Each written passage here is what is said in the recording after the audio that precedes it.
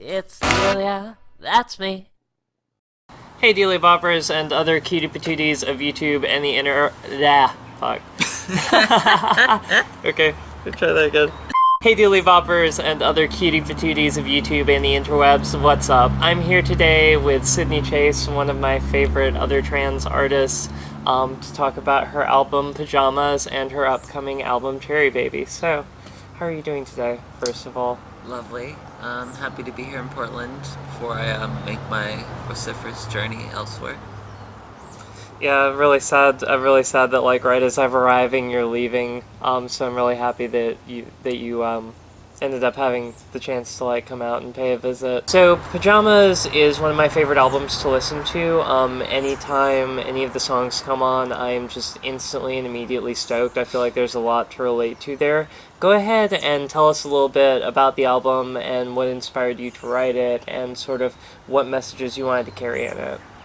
Yeah, so there's a lot of complex themes going on in Pajamas, and I kind of made a point that though it's definitely a record that is for marginalized people, it's a message that I feel is universal and very much relatable to everybody, because it's an album about grinding and about people who are working hard and who are trying to find their place in the world and dealing with relationships and navigating kind of that terrain.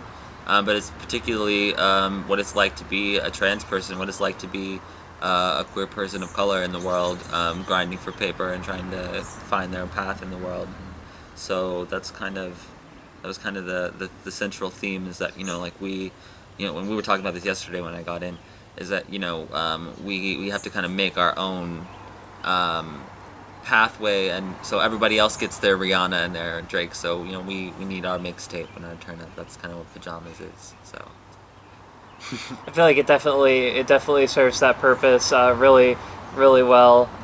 It gets me going. It gets me excited about the work that I like to do. It gets me excited about working on my own music. It gets me excited about feeling as though we are able to do so much more when we band together, and that it is sort of really our time to go ahead and start pushing forward and really making ourselves heard.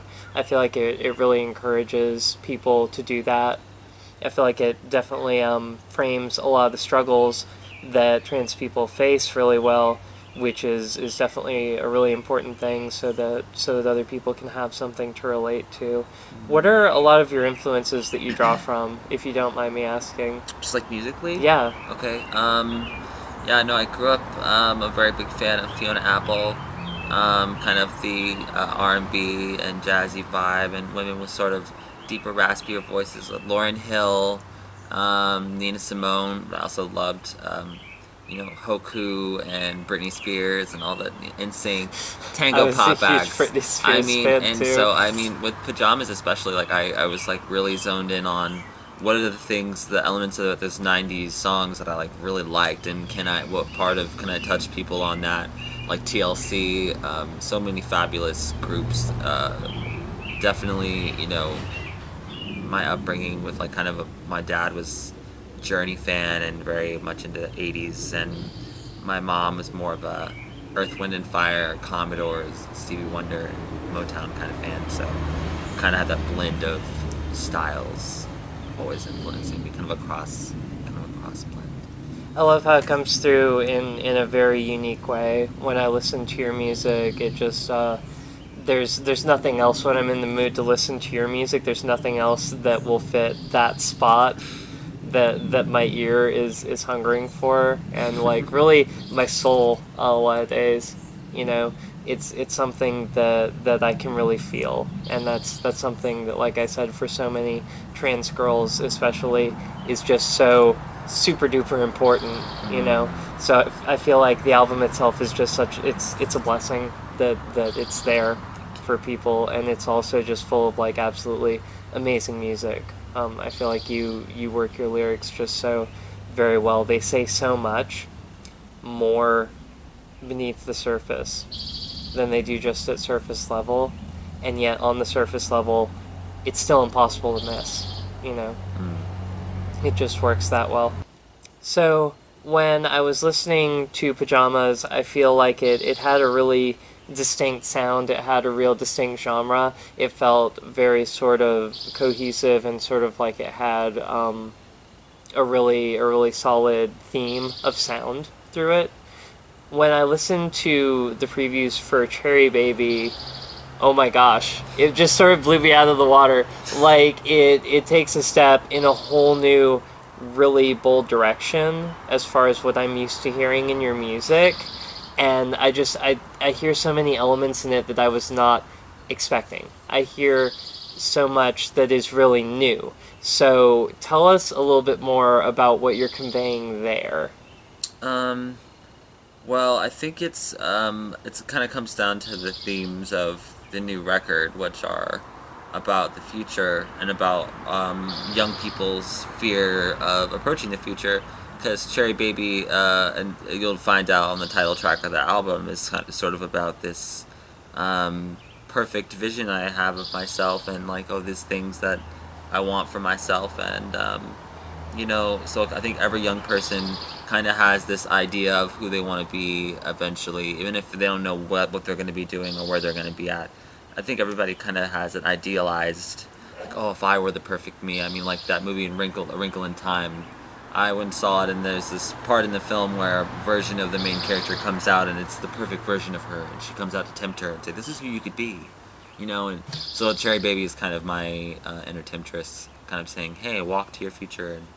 And so when I was kind of getting on that stylistically and thematically, the record just sort of came out of me in this way organically that was like, it didn't feel like it had a distinct genre. It almost felt like genreless, or like use the phrase genre fluid as a joke. But like I did bring up genre but fluid in all yesterday. seriousness, it really was a term that kind of settled with me about my new record, because my new record, it definitely feels like that. It's genre fluid because there's just a lot of layers going on, a lot musically going on. So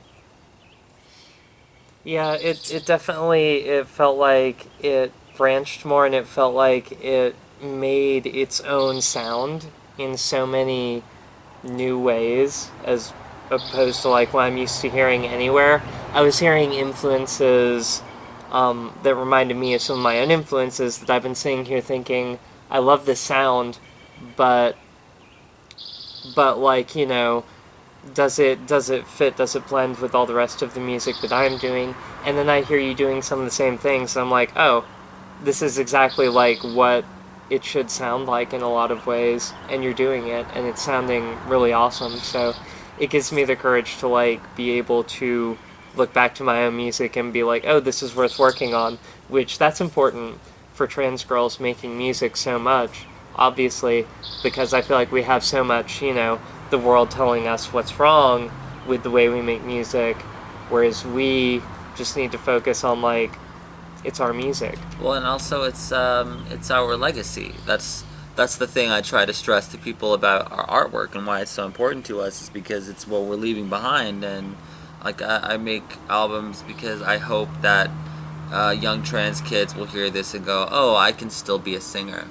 And because I know when I was younger, it was a scary thought. It was like thinking, if I were to do this, I would lose everything, and I could never be famous, because you don't see famous people, and you can't do that. That's like it's presented to make you think that all these doors are closed to you, and that's what gatekeeping wants to do. And so our job is to show people that the gate is simply word of mouth, and you actually can walk through it whenever the hell you want.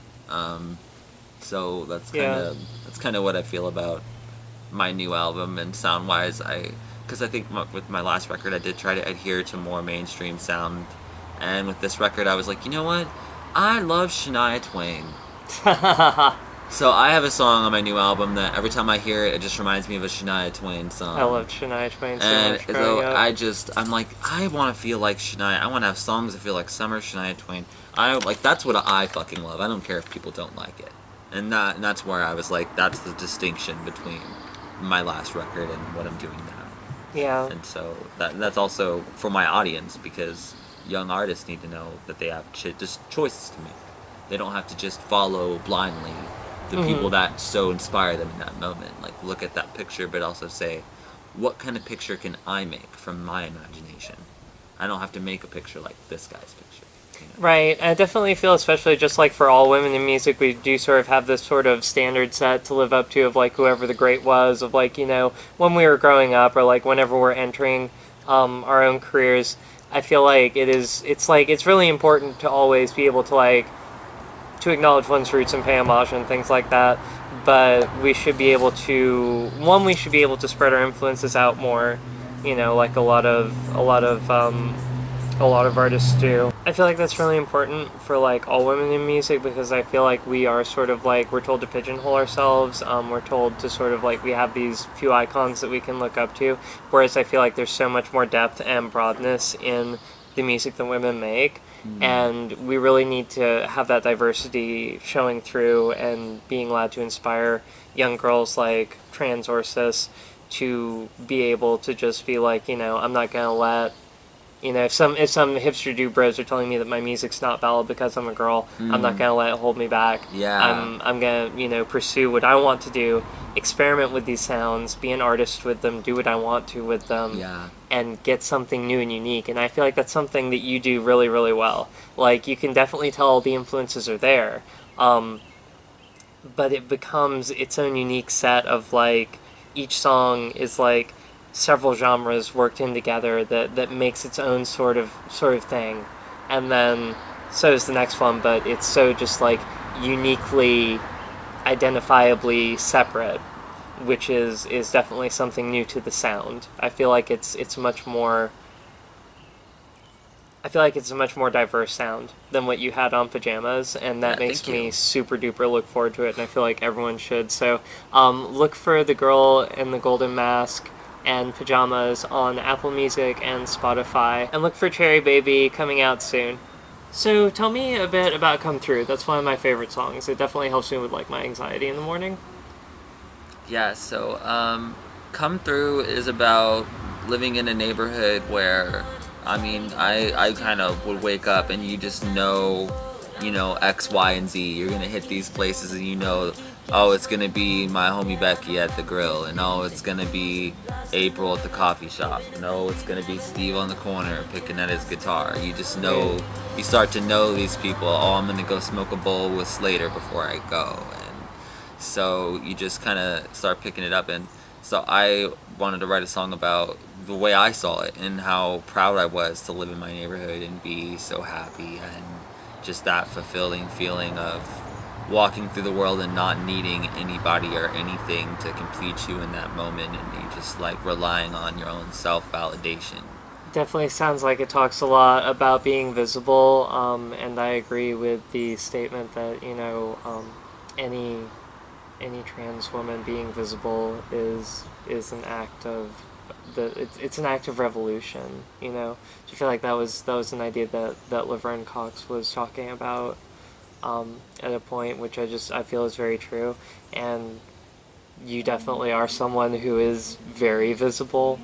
You know, I think it's incredible the things that you've been doing in the past few years on the Huffington Post, playing at the White House, just, you know, having your music out there. It's revolutionary. And Come Through definitely seems like it inspires other trans women who are musicians to sort of take on the same attitude of being visible to me. I feel like all your music does that, though. Thank you. Visibility is a huge factor too, because that was like, you know, when I was younger, I remember like begging activists, you know, please let me come up there and march on the streets with you. Let me get a bullhorn and stand in the front line. And they were saying, no, you're already being an activist right now. I'm like, what are you talking about? Like, you're making music. And kind of put in the idea of my head of, you know, making music was my way of spitting in the face of the man. And especially to succeed at it was a whole other element of, oh, well, now what am I getting into? Because this is a gray area. Right. I don't know what happens here. There was like, they didn't say I was going to get to this part of it, so from this point on, it's become this very convoluted, fucked up Monopoly board where I'm like, all right. And so Come Through represents the positive elements of that walk down the Monopoly board, so to speak, and especially acknowledging how beautiful of a society we live in, how beautiful it is to walk in a cultured neighborhood and see black and brown faces, and particularly the line that most people have never seen a trans woman just walk through their neighborhood.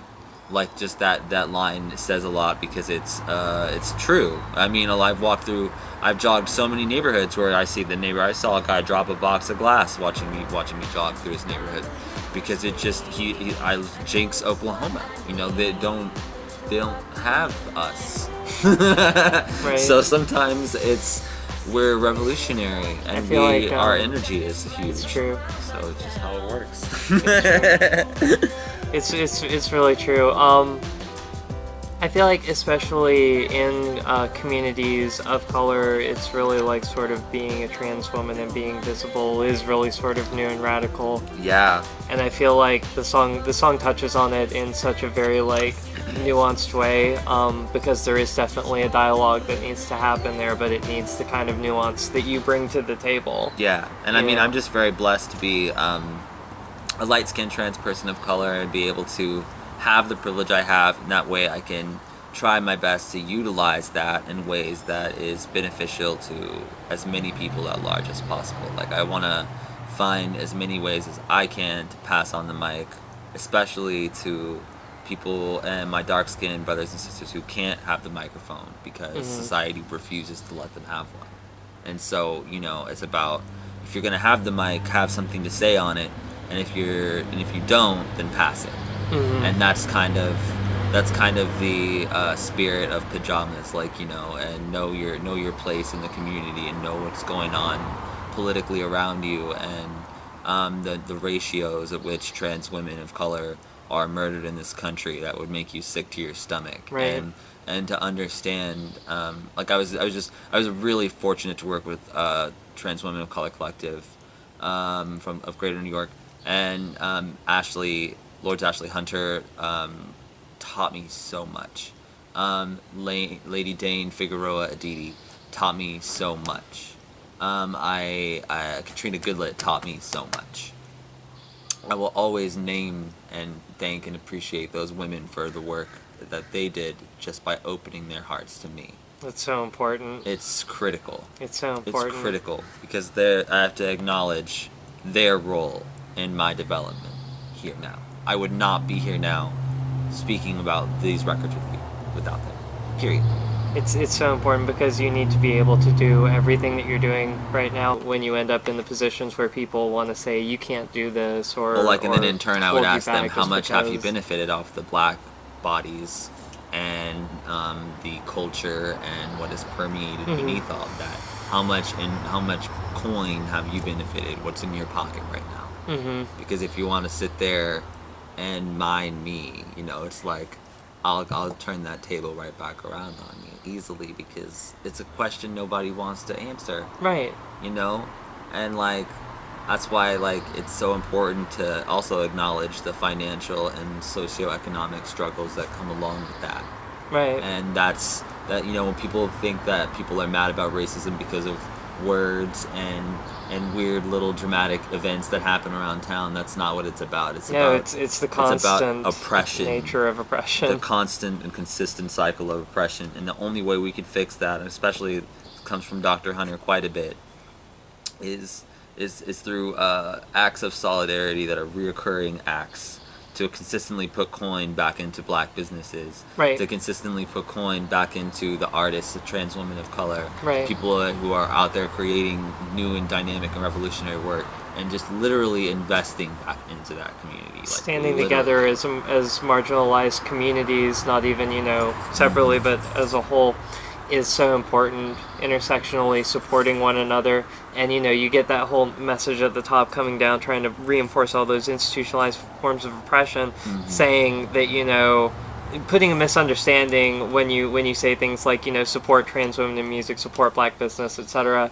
that somehow it's being, you know, racialized at that level, and all it is saying, hey, it's like, this is a group of people who need your support because we're institutionally oppressed or marginalized. No, like if you really think all lives matter, then support black businesses. Yeah, Because it's not hard to do. We already support plenty of white businesses. Right? There's no shortage. That's the default of living in American society. Yeah, so...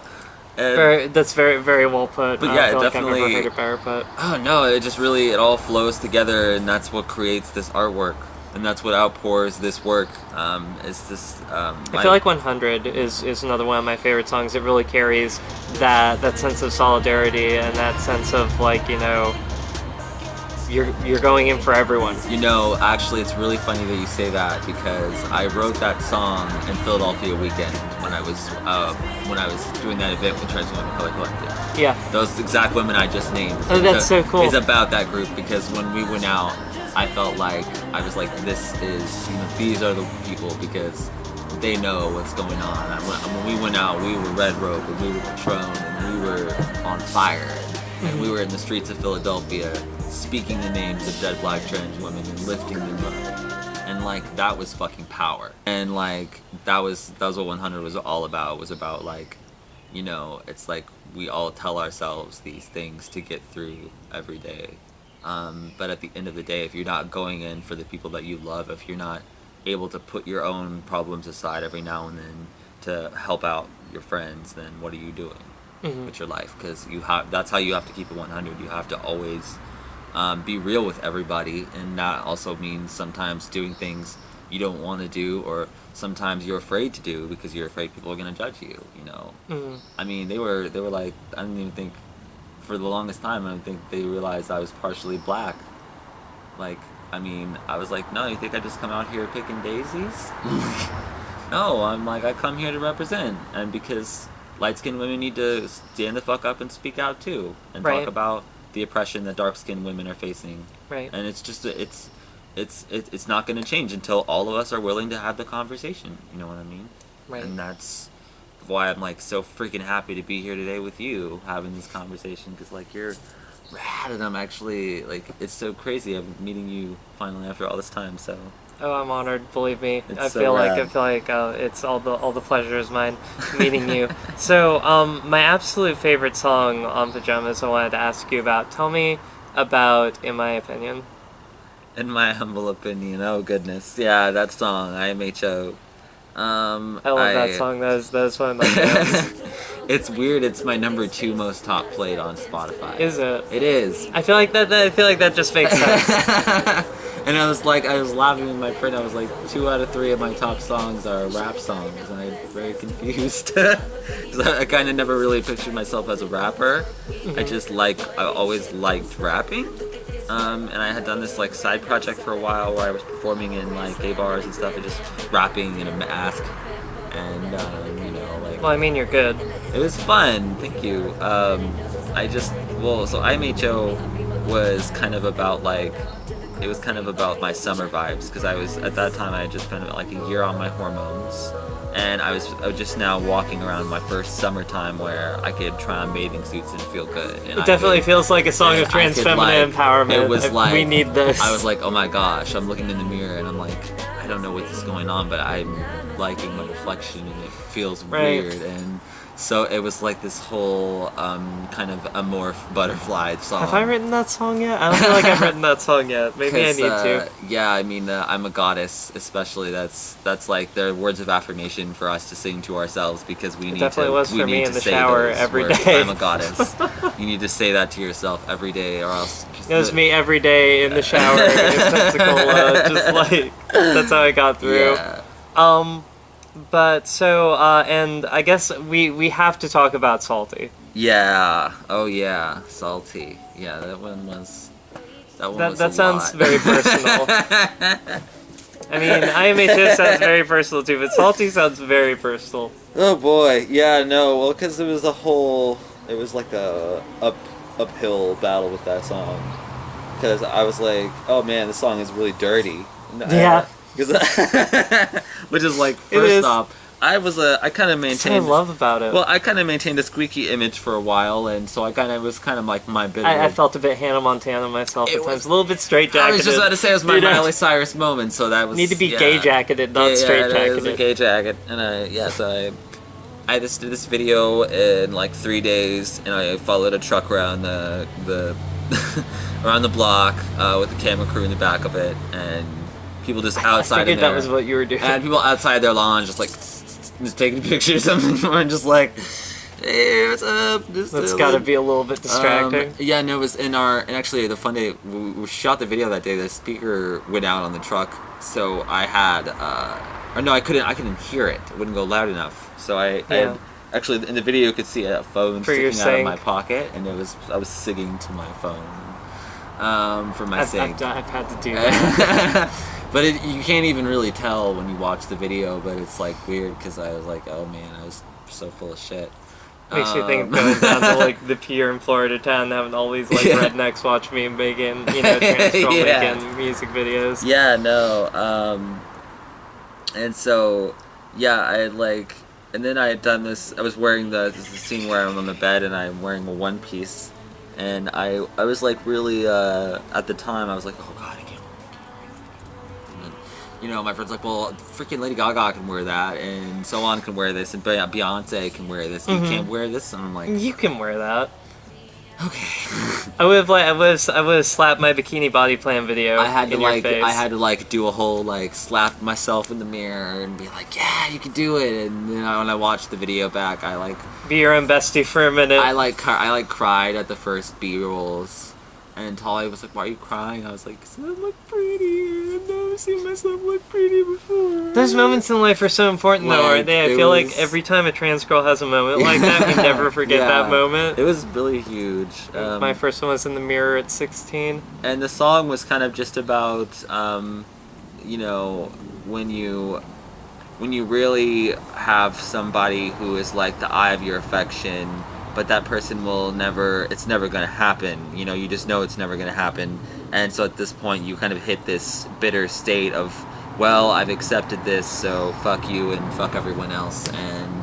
And so then you just kind of wind up putting together this song that has Mercedes going vroom, vroom in the background. And, that's that's one of my favorite lines in the whole song is when I'm in the second verse when it's Talia did this weird camera cut where she's filming and then it looks like a side shot, but then it just jumps back into the song and I just turn to the camera and keep singing like what this is the same shot, okay, Right. and so. But yeah, the second verse has this line where it's like, I can be your baby, you can fuck me in the back of your Mercedes, and it goes vroom, vroom. I might have to find some like Trans Am samples And then I kind for my of songs reference now. the Kurosawa and Miyazaki because it's like those offbeat directors because Kurosawa inspired Star Wars, which is my favorite thing in the world. If anybody who knows me knows I spend too much time and money on Star Wars. She really does. It's disgusting. It's a problem. I'm an addict. This is actually Secret Intervention, need help. Sidney. We're here to talk about Star Wars. Help. No, I can't. So yeah, but it was like a kind of a song of empowerment again because this guy I was kind of saying, okay, well fine, if you're gonna do all these things and go to all these lengths to please me, but then you don't want to call this what it is, then Yeah. I'm good actually. So I'll just be salty about this, and that's okay. And actually, it's funny because salty's an old joke. Before this even became a thing, like over the last couple of years, when back in 2015, I lived with these bandmates. I was in a band called Rumors in the Atlantic, and I lived with these guys named Zach and Bo.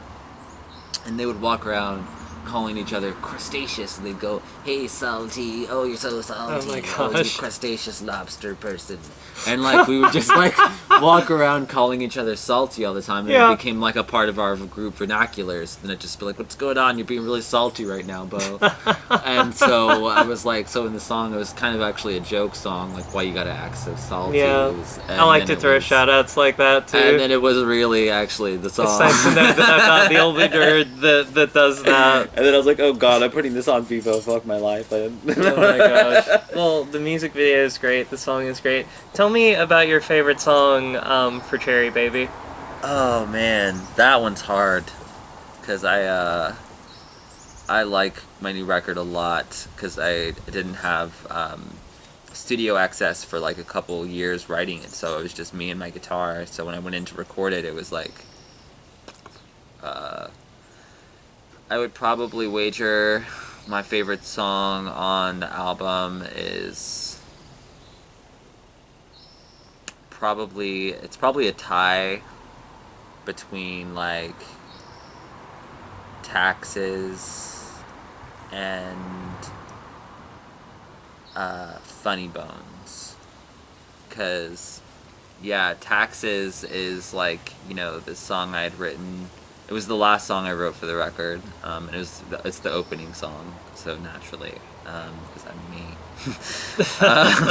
Save the opening song for last. Yeah, the one with all the weird stuff in it, and I had actually I was sitting in the park writing this song, and even some homeless guys listened to it. They really liked it, so I was like, okay, I'm going on a good pathway with this. But I'd kind of written this song about like sort of the bureaucracy of growing up. And having to kind of, the idea of viewing adulthood as getting in line naked and then putting a stamp on you and dressing you and telling you where to go and what to do, and then, but ultimately you're kind of just chasing this inanimate object. You kind of feel like you're ultimately just chasing this intangible feeling of, I want to, you know, like it's all like the chorus of the song is, it's all about sex and taxes. Because, like, you know, it's like... Almost makes me think a little bit Pink Floyd. You're kind of chasing this this dragon that won't really ever be there. Right. You know, I'm never gonna live that life where that's what I worry about. You know, I'm always gonna be playing rock and roll and spitting in the face of the man. So I don't think I'll have time to... It's the only way to do those things. So, yeah, and then Life's a Beach, because that song is about my friend Andrea back home, and I had really come home to some really intense traumas, and so I had to kind of sort through all that, and she kind of helped me get out of a funk, and she would get mad, we'd go drives on the countryside, just go look at beautiful mountains, and we'd listen to she'd say, oh, you guys get your trap and your rap, but you guys hate my country. And so I like made it a point that I wanted to have like a Shania Twain intense pop country song on the album. Like, I'm just gonna keep saying her name as many times as because you know, I'm just like, I wanted to have this chorus where you just break into the hook and you just like, oh, I don't wanna wait. You know, just have that like that little yodel in there. Yeah. I mean, I'm a fan of yodeling. I might have to sneak it in when I go to do the final vocal takes this weekend. I don't know, but I'm just in post-production now for the album, so yeah. Right now I'm just picking the artwork. Well, I'm excited about it. I'm really excited. As always, thank you so very much for watching, and until next time, be yourself, love yourself, be your most beautiful you. Thanks for stopping by. Why you gotta act so salty? I go, why you gotta